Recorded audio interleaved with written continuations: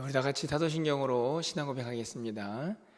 전능하사 천지를 만드신 하나님 아버지를 내가 믿사오며 그 외아들 우리 주 예수 그리스도를 믿사오니 이는 성령으로 잉태하사 동정녀 마리아에게 나시고 본디오 빌라도에게 고난을 받으사 십자가에 못 박혀 죽으시고 장사한 지 사흘 만에 죽은 자 가운데서 다시 살아나시며 하늘에 오르사 전능하신 하나님 우편에 앉아 계시다가 저리로서 산 자와 죽은 자를 심판하러 오시리라.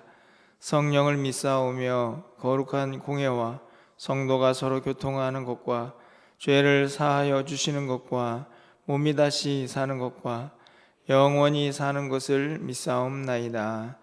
아멘. 우리 찬송가 321장입니다. 날 대속하신 예수께 찬양드립니다. 321장입니다.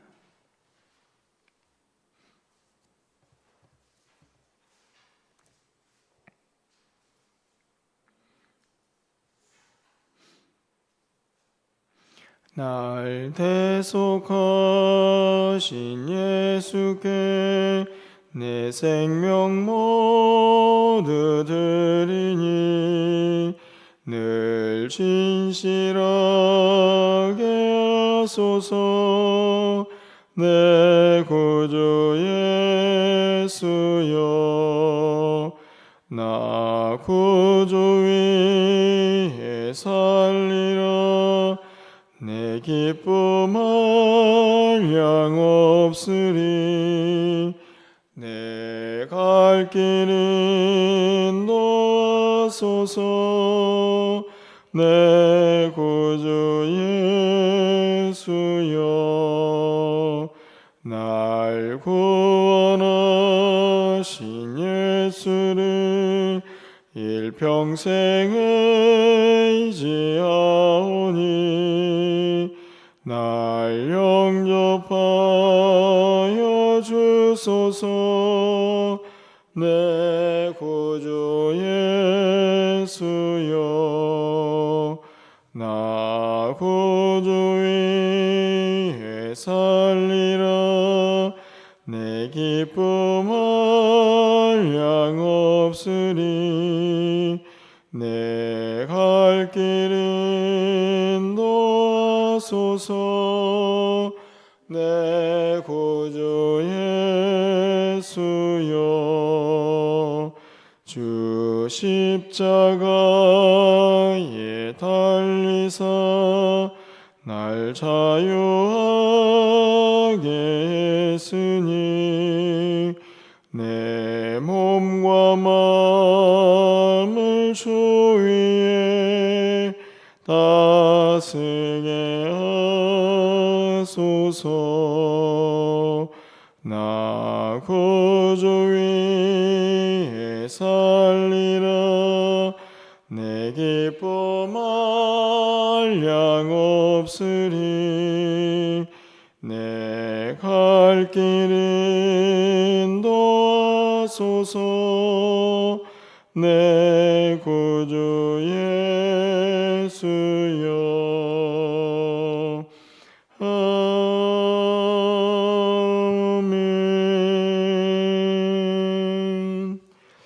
오늘 하나님 말씀은 예스라 8장 15절에서 20절까지 교독하겠습니다. 구약성경 721쪽에 있습니다. 예스라 8장 15절에서 20절까지 말씀을 교독하고 마지막 20절은 함께 읽겠습니다.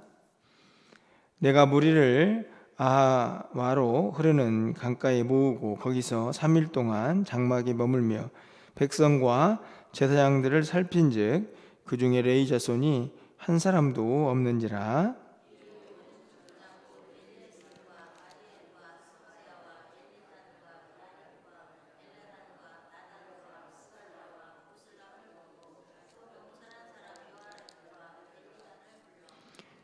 가비샤 지방으로 보내어 그곳 족장 이또에게 나아가게 하고 이또와 그의 형제 곧 가시바 지방에 사는 느디님 사람들에게 할 말을 일러주고 우리 하나님의 성전을 위하여 섬길 자를 데리고라 하였더니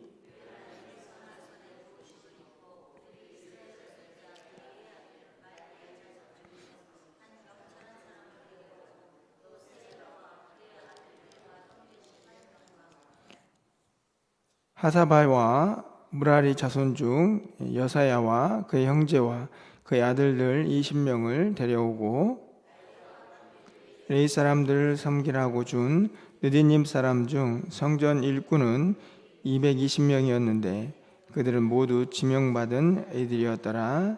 아멘.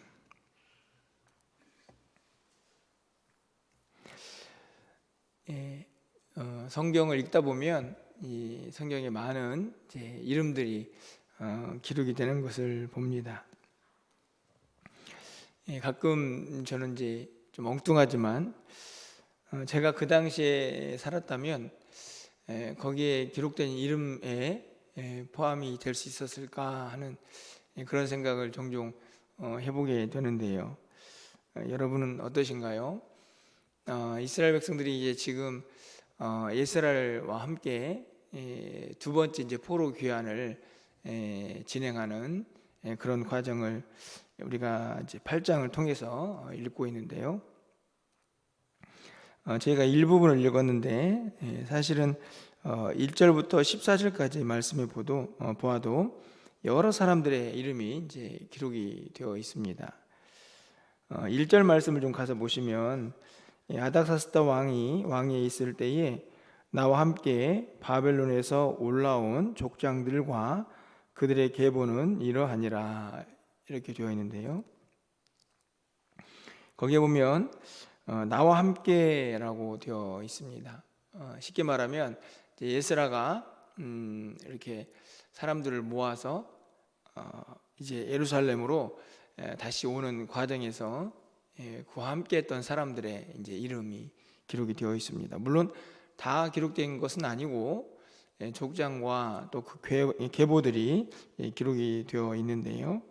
14절까지 이름을 쭉 보면 이제 여러 이름들이 이제 등장을 합니다. 새벽에 이제 발음하기도 어려운 그런 이름들이 등장을 하는데 우리는 사실 뭐 그냥 읽고 지나쳐 버리는 이름이라고 생각이 들지만 이 한 사람 한 사람들이 얼마나 귀한 이름인가 좀 생각해 보게 됩니다. 에스라도 그렇고 또 여기에 기록이 되어 있는 에스라와 함께 이 포로에서 예루살렘으로 돌아오는 그 사람들도 똑같다라는 생각이 드는데요. 다른 것이 아니고 사실은 그렇게 포로에서 돌아오는 일이 쉽지는 않았을 거라는 생각이 듭니다. 물론 포로로 사는 것보다 우리나라 땅에서 우리 땅에서 사는 게 좋지 뭐 이렇게 생각이 들 수도 있을지 모릅니다. 하지만 그 당시를 좀 생각해 보면 이미 이 바벨론이라는 땅에서 정착을 하고 자리를 잡고 오랫동안 살았던 사람들이죠. 게다가 돌아가야 할 예루살렘은 모든 것이 잘 준비가 되어 있는 그런 땅이 아니고 알다시피 성전도 무너져 있고 성벽도 무너져 있고 백성들은 다 뿔뿔이 흩어지고 그리고 오히려 대적들이 더 많은 그런 환경이 아닙니까?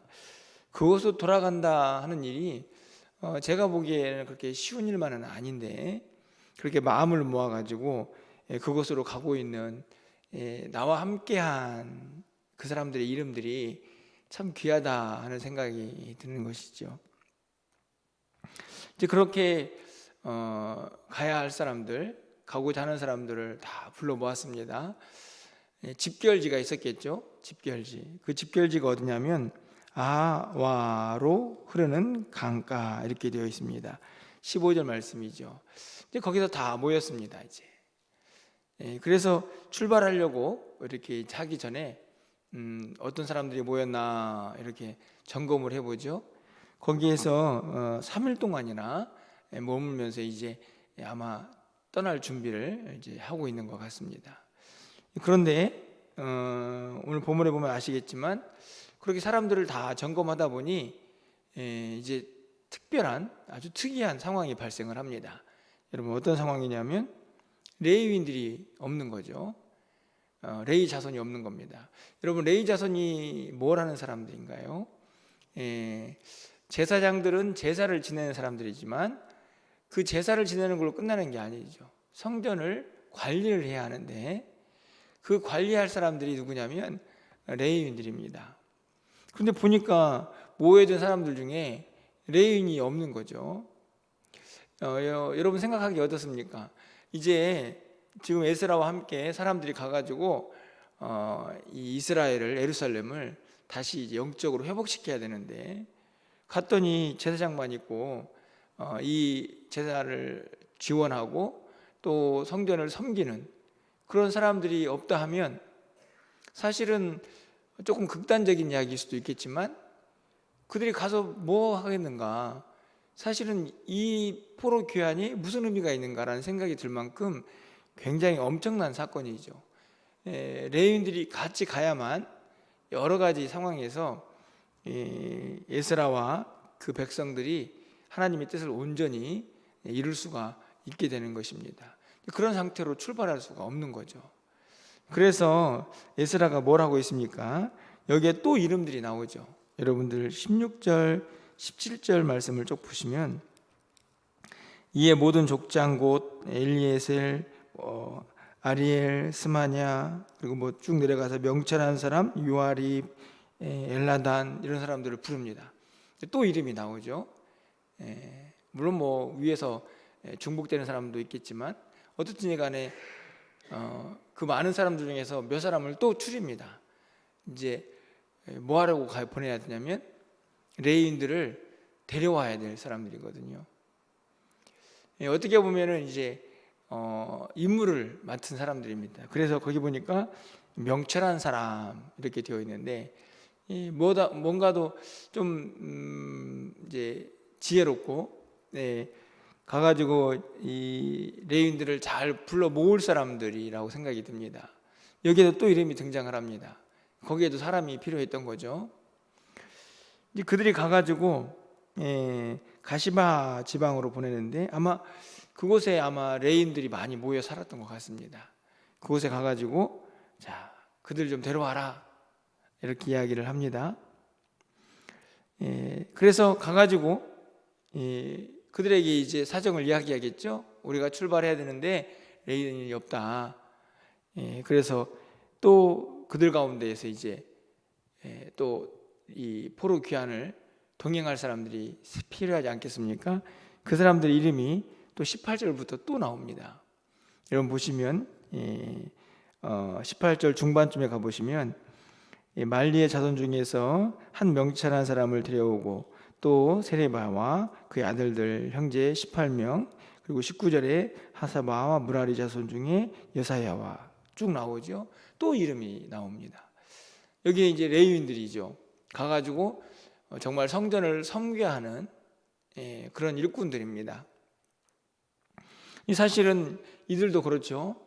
내가 거기에 왜 가냐, 나 여기서 자리 잘 잡고 살고 있다, 뭐 이렇게 생각이 들 수도 있고 그러면서 이 일에 동참하지 않을 수도 있는데 또 여기에는 그들의 이름이 기록되어 있습니다. 그곳에 가는 사람들이죠.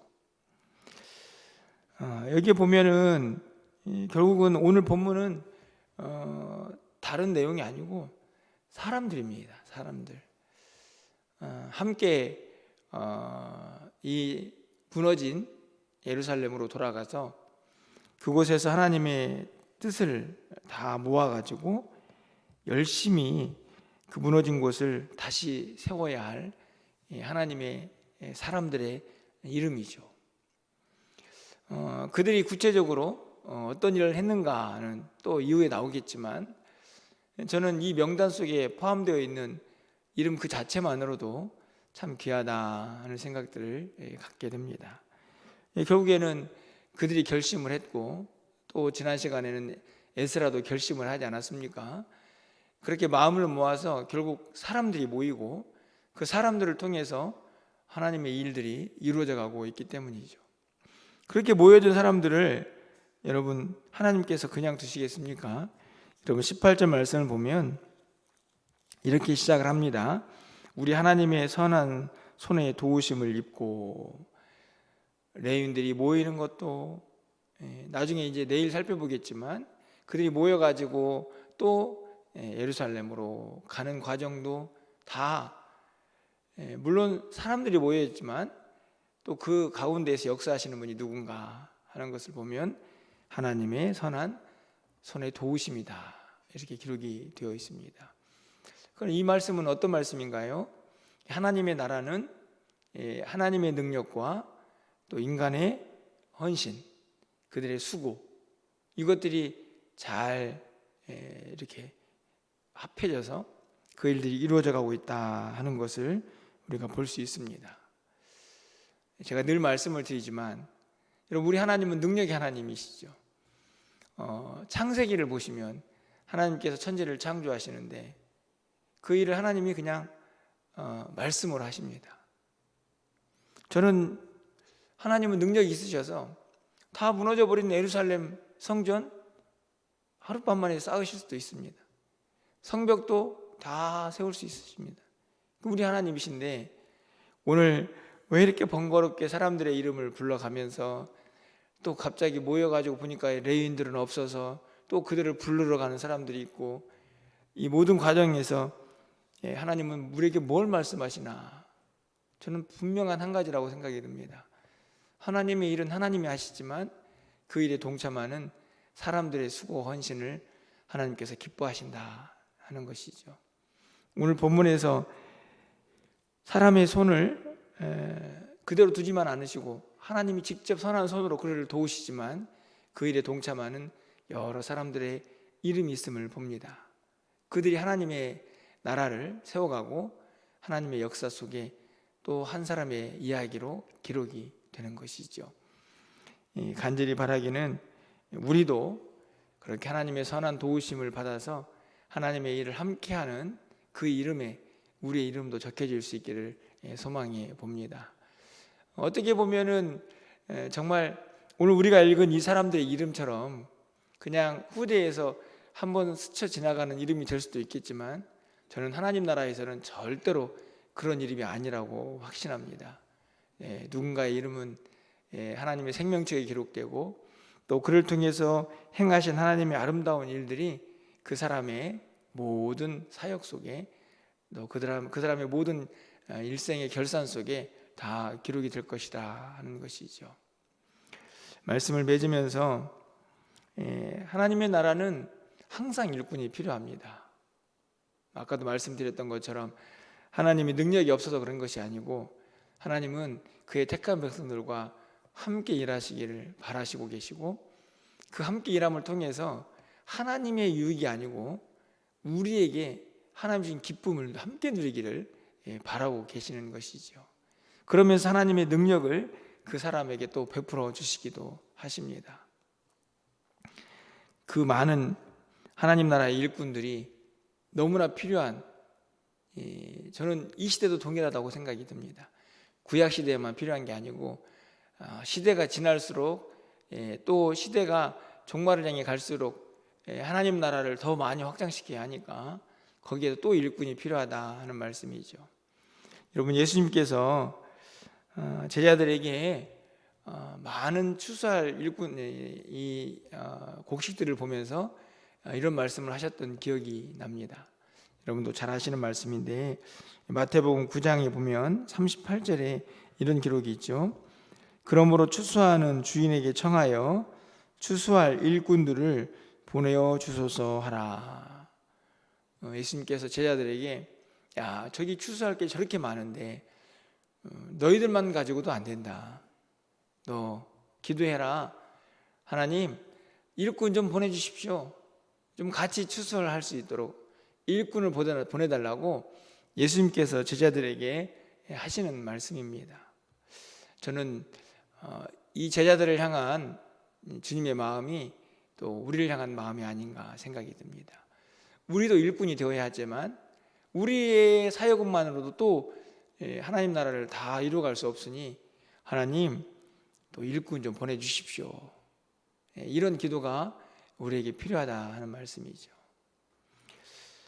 이제 또 한 해가 마무리되어 가는데, 또 그러다 보니 또 이런저런 일꾼들을 좀 생각해 보게 됩니다. 오늘 본문을 보면서 참 여기 보면은 이름들이 기록되어 있고, 거기에 보면은 명철한 사람 이렇게 되어 있죠. 그러니까 그 일에 합당한 지혜로운 사람들인데, 이런 사람들이 좀 많이 세워지면 좋겠다, 이런 생각을 하게 됩니다. 여러분, 오늘 기도하실 때는 이 두 가지를 좀 기도했으면 좋겠습니다. 하나님, 제가 하나님 나라를 위해서, 또 하나님의 생명책에 기록된 이름인데, 또 하나님 앞에 섰을 때에 부끄러움 없이 주님의 일 잘 감당하다가 하나님 앞에 가는 하나님의 신실한 일꾼 되게 하옵소서. 먼저 우리 자신을 위해서 좀 기도했으면 좋겠고요. 또 한 가지는 우리 교회에 또 하나님 나라를 위해서 일꾼들이 많이 필요합니다. 하나님 보내주시고 좋은 일꾼들이 적재적소에 잘 세워지게 하옵소서. 이런 기도도 좀 함께 하시면서 하나님께서 우리 가운데 함께 하시는 그분의 선한 도우심을, 그 선한 손의 도우심을 함께 힘입는 우리 모두의 삶이 될 수 있기를 주님의 이름으로 간절히 축원합니다. 기도하겠습니다. 사랑의 하나님, 하나님의 나라는 항상 일꾼이 필요한 줄 믿습니다.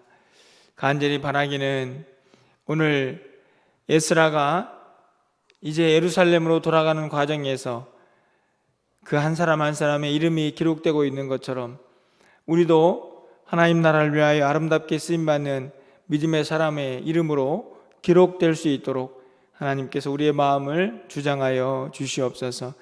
하나님의 나라에는 일꾼이 필요하고, 하나님은 그 일꾼들을 통해서 하나님의 나라를 이루어 가시는 줄 믿습니다. 하나님의 선하신 손의 도우심이 우리 가운데 늘 함께하여 주시고, 그렇게 하나님의 능력과 함께 하나님의 나라를 이루어가는, 하나님의 일을 함께하는 믿음의 사람들 될 수 있도록 주님 도와주시옵소서. 일꾼들이 필요하오니 하나님 일꾼 좀 보내주십시오 라고 기도할 때에 하나님께서 그 기도를 꼭 들어 응답하여 주시기를 간절히 소망합니다. 하나님, 우리 교회에도 일꾼이 필요하오니 하나님께서 보내주시고 세워주시고 사용하여 주셔서 함께 하나님 나라를 이루어갈 수 있도록 주께서 역사하여 주시옵소서. 내년도를 계획하는 여러 가지 일정 속에 하나님께서 함께 하시고 지혜 주셔서 하나님의 뜻이 온전히 이루어지게 해 주시고, 그 마음 모든 과정 속에서도 하나님의 능력의 손을 경험하며 감사하는 우리 모두가 되게 하여 주시옵소서. 추수감사절이 다가오고 있습니다. 한 해 동안 베풀어 주신 은혜를 온 정성 다해서 감사하며 하나님께 영광 돌릴 수 있는 우리의 삶이 될 수 있도록 주님 인도하여 주시옵소서. 오늘은 또 가을 나들이를 진행하려고 합니다. 하나님께서 출발할 때부터 돌아올 때까지 안전하고 즐겁고 행복한 시간 될 수 있도록 하나님께서 함께 하시고 성도의 아름다운 교제가 함께하게 하여 주시옵소서. 오늘도 하늘문을 활짝 열어주시고 하나님의 응답 역사가 있는 귀한 시간 되기를 간절히 소망하옵고 예수 그리스도의 이름으로 기도합나이다. 아멘.